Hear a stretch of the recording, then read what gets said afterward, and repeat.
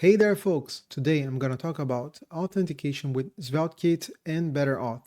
I'm going to talk about how to use the magic email authentication, password and email authentication, and also Google Auth. So stay tuned for that. Here's a quick overview of the project that we're going to be working with. If you haven't seen the videos on this channel before, I've been working with an example here of a travel journal app. So we have a list of travels or trips here. We can come here to a specific trip and see the photos of that and the entries and so on and so forth. We can create entries, and that's pretty much it. But when we are in this page, we're not authenticated. It's just plain unprotected page. So the idea here is that I'm going to simulate that this is a SaaS application where you can sign up and sign in. I even went to the trouble of asking an LLM to create a landing page here. Not sure if this is right. Don't trust this information, but it's to simulate the SaaS. So you're going to be able to come here, sign in, use a magic link, Google or email and password, and you're going to also be able to sign up with your users. Now, before we get into all of this, there are a couple of things that I need to explain about how this project is configured here. We're going to be relying on sending emails for the magic link, for when we forget our password or we want to verify that the email is from the user that just signed up. And for that, what I did here is a couple of things. I have a Docker Composer file where I'm setting up one single service, which is MailPit. You don't need to copy this code. The code is available on GitHub. But that's the idea. We're going to serve a MailPit service that is going to be our SMTP server, and then we can read the emails that we send. For that, I also added a script here to start the Docker service. I installed a couple of things. BetterAuth, of course, NodeMailer to send the email. And that's pretty much it in terms of things that I have installed. We do need an env file here, an .env file. And this is setting up the BetterAuth secret, the BetterAuth URL, which is for this app here, the mailer information, so the host, the port, and which is the email that it's been sending from. And then later on, when we were working with Google, we need the auth secret and the Google client ID. And I'm going to go over how to set up Google. Don't worry about it. On the code side, I also created here in my lib server mailer, I'm creating a NodeMailer transport using the host and the port that we defined, and then sending emails. And the email input is just to whom we're sending this email, the subject, and the HTML. That's pretty much it to send the email. Every email that we send is going to be captured here on this UI. So we're running based on that Docker port that we configured. We're running this. We're going to see all the emails being sent. So that's all of it about emails. Okay. Now, as you've seen when I opened the package.json file, I already installed BetterAuth. I'm using pnpm for that. You can use whatever package manager you're using. But now we can start configuring this. And I have this in lib.auth, 2 folders, server, and we're going to talk about client in a second. But I'm going to start configuring BetterAuth. So I'm going to create a new file, auth.ts, and I'm going to paste in some code. So BetterAuth comes from BetterAuth here, and Drizzle adapter comes from BetterAuth adapters Drizzle. I need to close this. And as you can see, I'm using Drizzle to interact with the database. I need to import this database that I have defined in libserverdb. So once that is done, I need to now generate the schema for Drizzle to know which tables BetterAuth is using. So I'm going to come here to the console. I'm going to paste this command here, and I'm going to run BetterAuth generate. I'm passing this config file, which is the one that I just created. And that's pretty much it. So I'm going to generate a new file called auth.schema.ts, which all I'm going to do is, well, so as you can see here, it's generating SQLite tables for me because it knows SQLite, so user, session, and so on. I'm not going to even bother looking at this. I'm going to copy all of that, go to my schema.ts file, and paste it. I'm probably going to need to import some functions here. So Drizzle ROM SQLite core, that's correct. And then SQL here from Drizzle ROM, and that's all that I need. That file that was created here, I can delete it. I can come up here now and push my changes to my database because it's in development mode. I had done this before, that's why you're not seeing changes in here, but if you haven't, you would be seeing changes.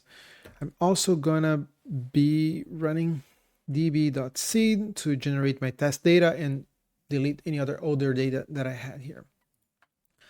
All right, next, what I want to do is I want to protect any pages within the strips route. So I'm going to do this by creating a new .layout.server.ts file.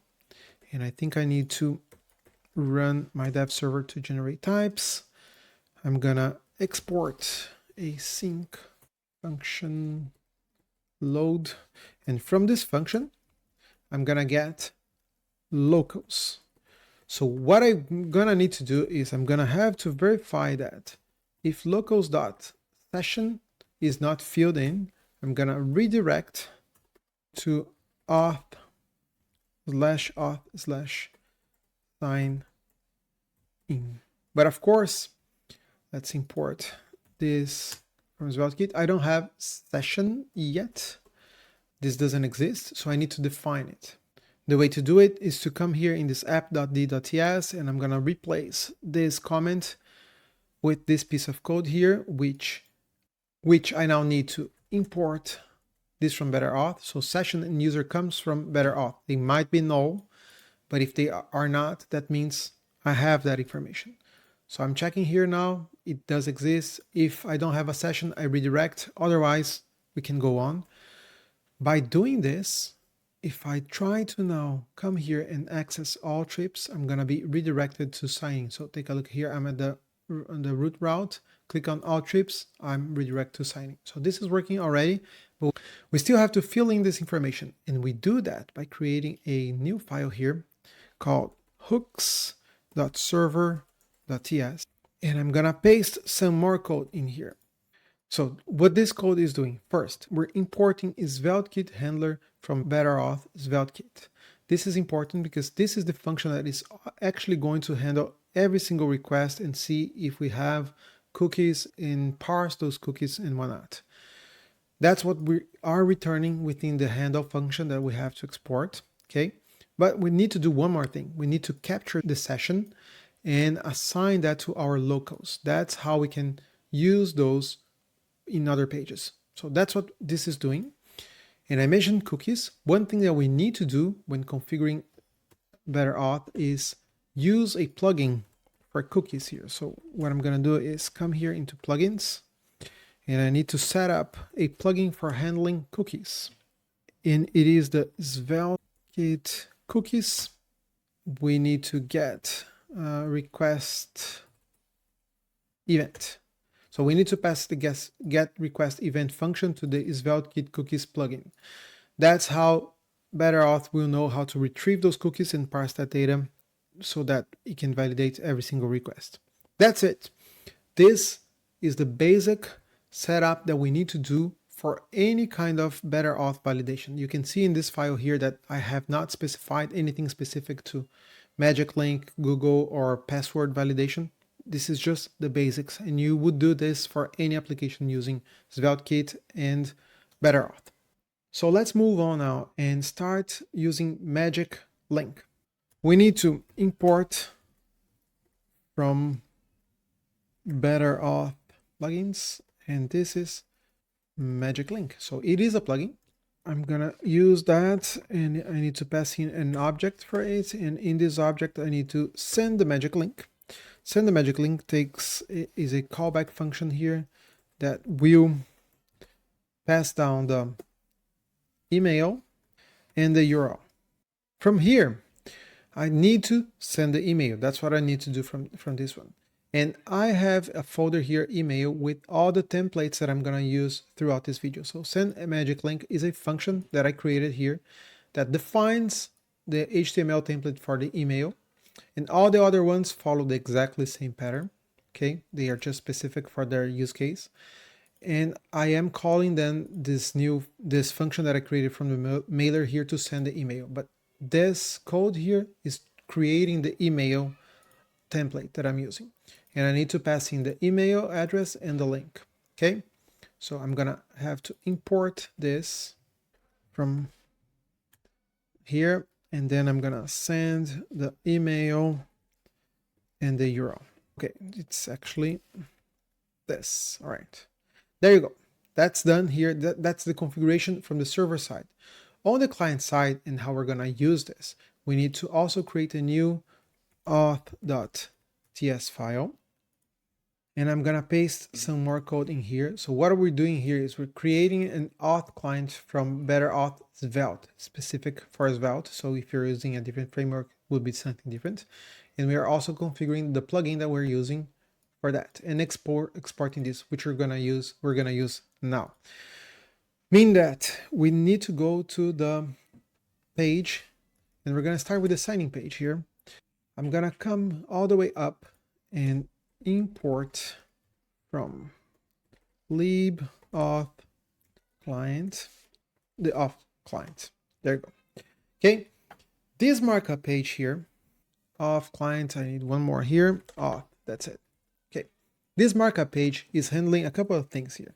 It's handling all the possible ways we're gonna sign in. So if we're signing in with a magic link, it's one view state.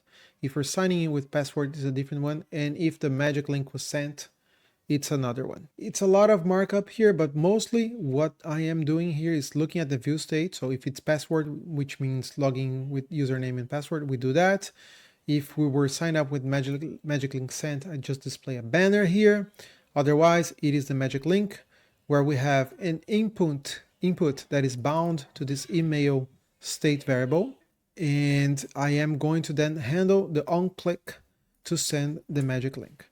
So what I need to do here is await auth client dot sign-in dot magic link, and this is only available here because we define that in the client all the way here. Okay, so if this plugin was not registered here, we will not have that available. And I'm gonna send the magic link, and I need to send in the email. And again, this email here is bound to that input here. Okay. And I'm gonna also send the callback URL, which is going to be trips. We're gonna redirect to trips once the user has clicked on the magic link email. Let's see this in action and see if it's working. So I'm here on the signing page. I'm gonna come here with this email and click on send magic link. We can see here on MailPit that I have a new email, okay? And I can click on this, and now I can see the trips page. That's great, that's work. We're missing some feedback in here to see that the magic link has been sent. And that's because in my function here, all I did is I sent the magic link. What I need to also do here is I'm gonna grab the error, and if there is no error, what I am going to do is set the view state equals to magic link sent. Normally, we would also need to handle the error. I'm not gonna do this right now. I'm gonna come back to my signing page and try this again. So mail.com, and there you go. I can see this. I have a new email here. I can click on this and I'm signed in. I don't have a way to sign out just yet. We can see that I have a cook session token. This is just how BetterAuth handles some state. But the session token here that defines that I'm signed in is this one. If I delete this and reload the page, I'm redirected to the signing page. So let's fix that. So let me come to this layout page here where I have a, yes, I have a sign out button here. Let's sign in one more time through the magic link. I'm gonna close some tabs here while we do that. Grab the other email. There you go. This is this button here, which I need to fill in. And what this is going to do is this is going to await for auth client dot sign out, and it is as simple as that. And then I'm gonna go to the root route. That's it. So if I come here and click on this now, I should not see the cookies anymore and then be redirected to the root route. And there you go. That's how we sign out. Now, Magic Link works the same way when signing up and signing in if you want it. So I'm gonna keep this as is in terms of execution. I'm gonna come here to the sign in. I'm gonna copy all this code, come to this sign up page and do exactly the same thing. So we have, okay, there you go, send magic link. This is the page. I'm gonna import this and we should be able to sign up with a different email. So let's come here to sign in, create a new user. I'm gonna do this and send magic link. Okay, this should be working. We have a new email and there you have it. It's working for sign up. I'm gonna come back here, delete all these emails. We don't need all of those. All right, and that's it for magic link. Let's now go and implement how to sign up with email and password. All better auth configuration starts here on this auth.ts in the server-side file. And for email and password, all we need to do is enable it. So we're gonna use this email and password here and say that we're gonna enable true. And this is all the configuration that we need for Better Auth to enable email and password. Now, when working with Magic Link, we use the Auth client. I'm gonna shift things a little bit and process the authentication on the server side. And I'm gonna use SvelteKit's remote functions for that. If you don't know anything about remote functions and you wanna use form actions, that's totally fine. If you wanna know how to use remote form functions, I have a video on it. Check that one out. But the important part here is that we're not gonna do the calling of Better Auth from the client side. We're gonna do that on the back end. And I'm gonna start that by creating a .remote file here. I'm gonna start pasting some code in here and import some stuff. So first I need valibot for my schema validation.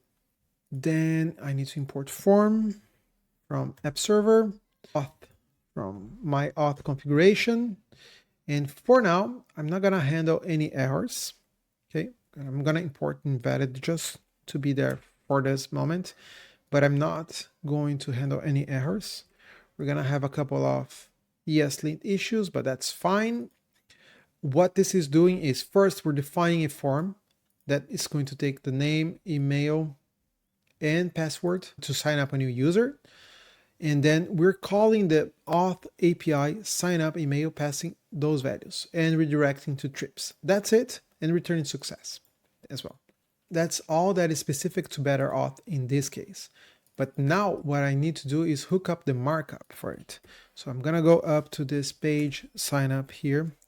I'm going to import this function from lib auth. Right, there you go.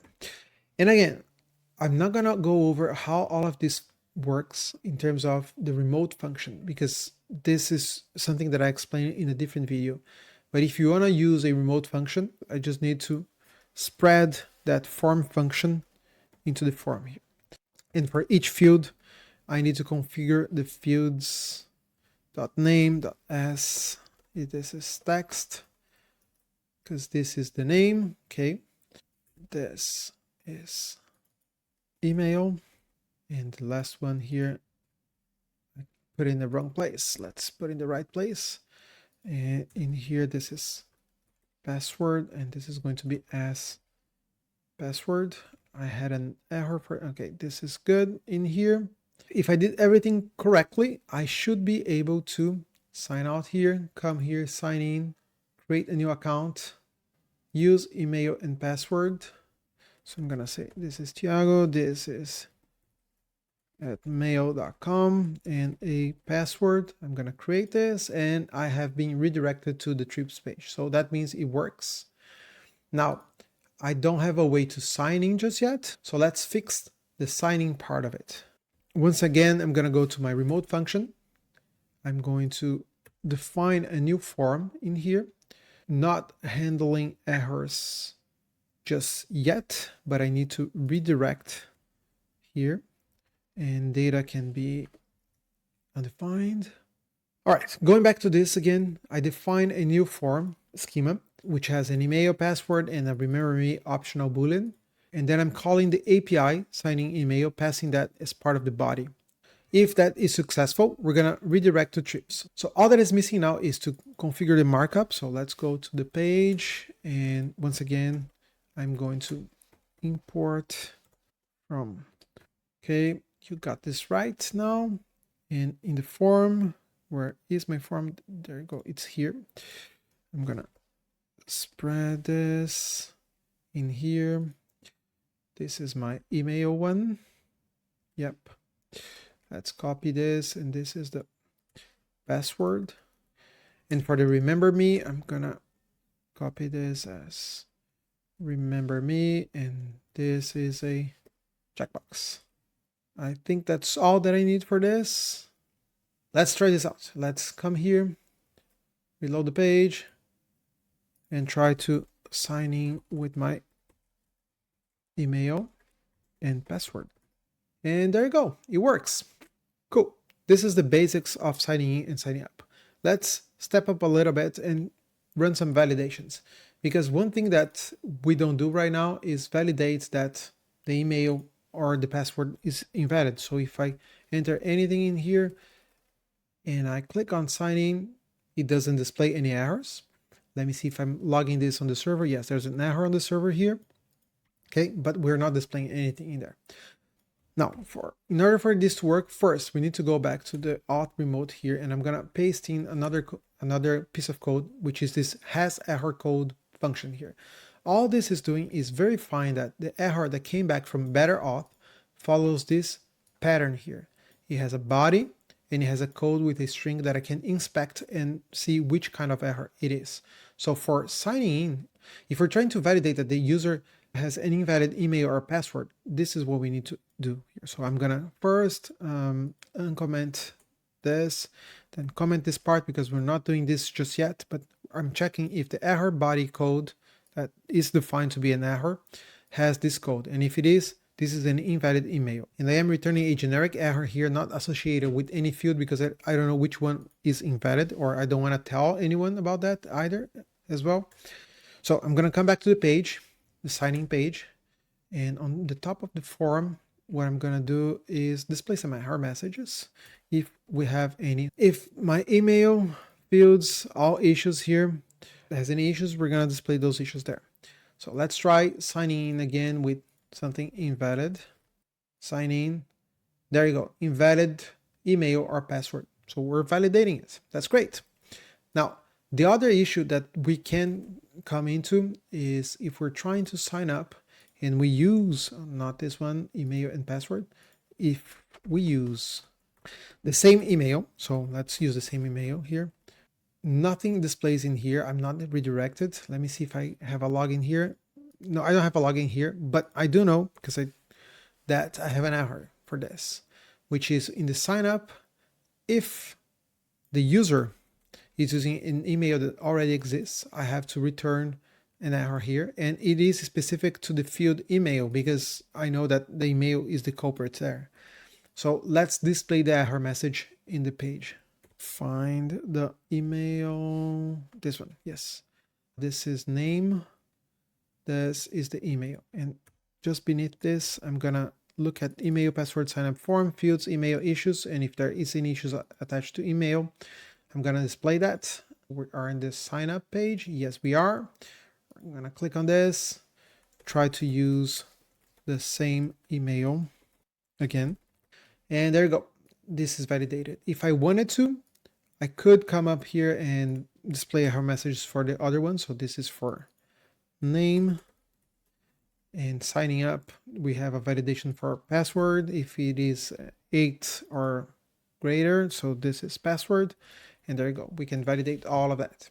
Validation is handled. What we need to do now is verification. We need to verify that the email belongs to the user. So we're gonna send an email to the user so that they can click a link to verify that the emails is actually theirs.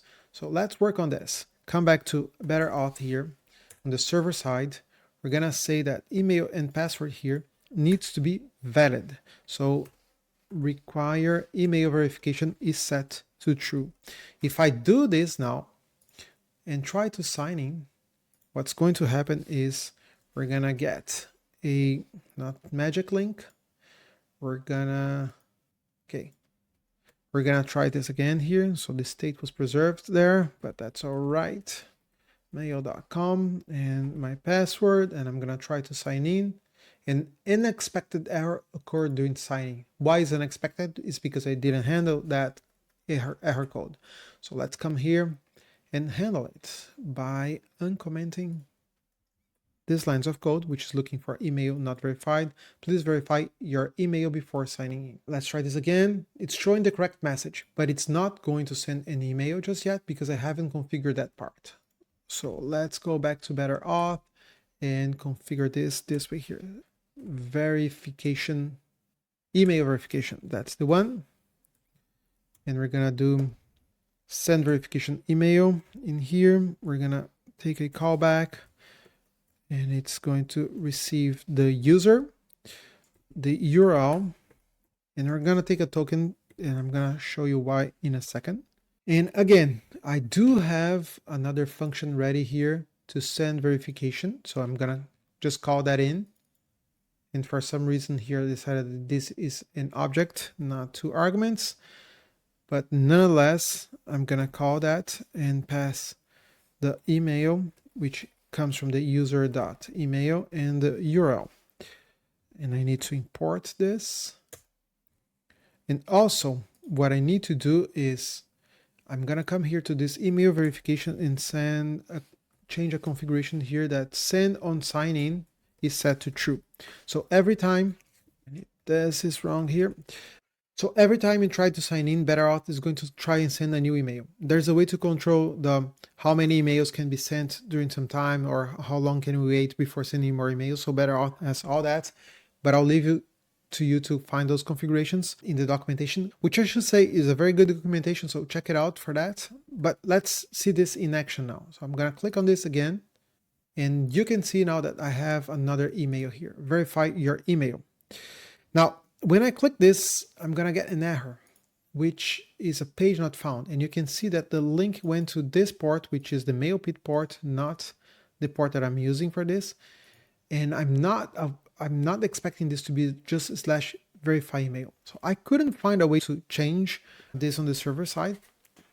So what I did is, instead of relying the URL here from BetterAuth, I decided to craft my own, so you can see how this is done as well. I'm gonna create a new URL here. And remember that from the .env file, we have the BetterAuth URL. So this is the root URL. We're gonna need to call api.auth. I think it's verify-email. Then we need to send in the token, as you saw. And I also want to pass in the callback URL that is going to go to encode URI component /trips. Okay, this is how we craft a URL here. I don't need to take this anymore.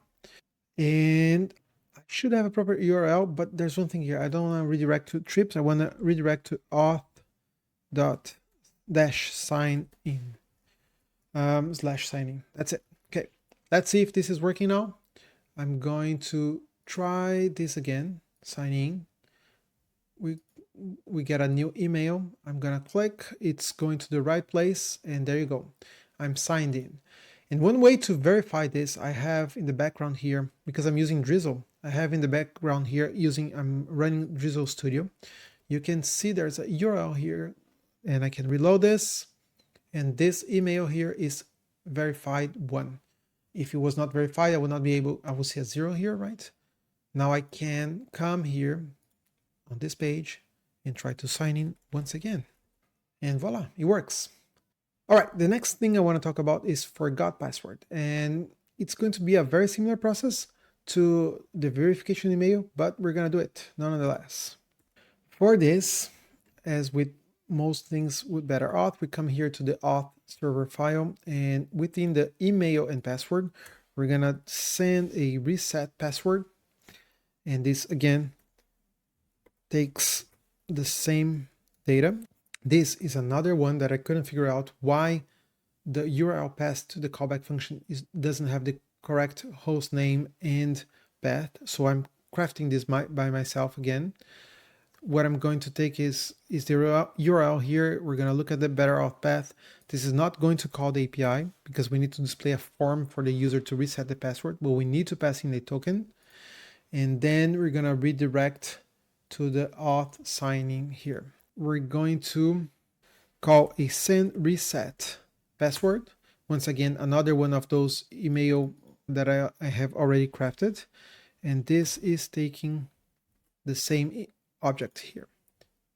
Now, what we need to do is when we click on this page here to sign in, I'm going to click on forgot password and I'm going to be taken to a different route, auth.forgot here, which is erroring out because if I go to forgot and open the page, I left some imports here already, so we don't have to do this every single time, but I have not defined this function yet.